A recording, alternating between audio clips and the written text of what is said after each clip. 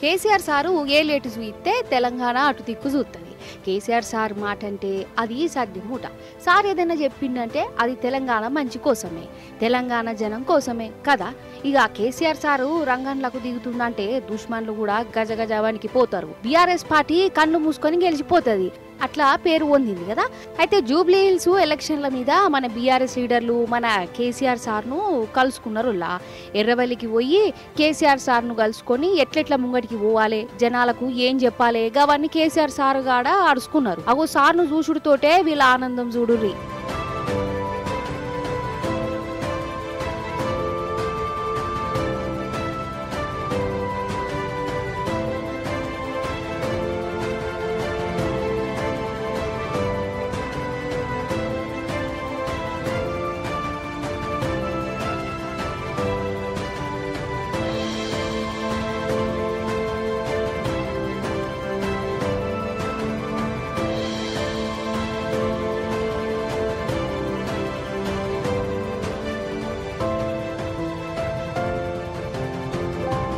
ఇక లీడర్లందరినీ కూసోబెట్టుకొని Jubilee hills ఎలక్షన్ల గురించి మాట్లాడిండోళ్ళ దగ్గర 2.5 గంటల దాకా ఈ మీటింగ్ నడిచింది.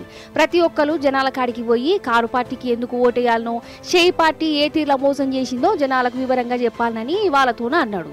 జూబ్లీ హిల్స్ లా గులాబీ పార్టీ గెలుపు ఖాయం, కానీ మాగంటి సుంతక్కకు పెద్ద మెజారిటీ వచ్చేటట్టు చేసి కాంగ్రెస్ పార్టీకి బుద్ధి చెప్పాలన్నాడోళ్ళ.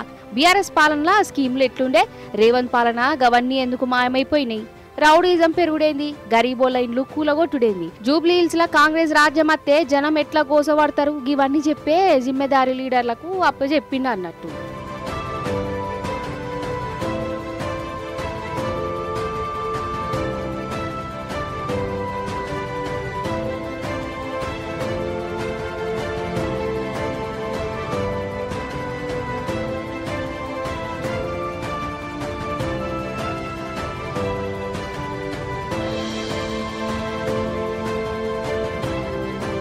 కేసీఆర్ సార్ చెప్పిన మాటలు, సారిచ్చిన ఉపాయంతోని లీడర్లకు 1000 ఏనుగుల ఎక్కినంత బలం ఇచ్చినట్టయిందోళ్ళ. సారిచ్చిన ఇమ్మతోని ఇంకా జోరుగా ప్రచారణ దూసుకుపోతామని అంటుర్రు.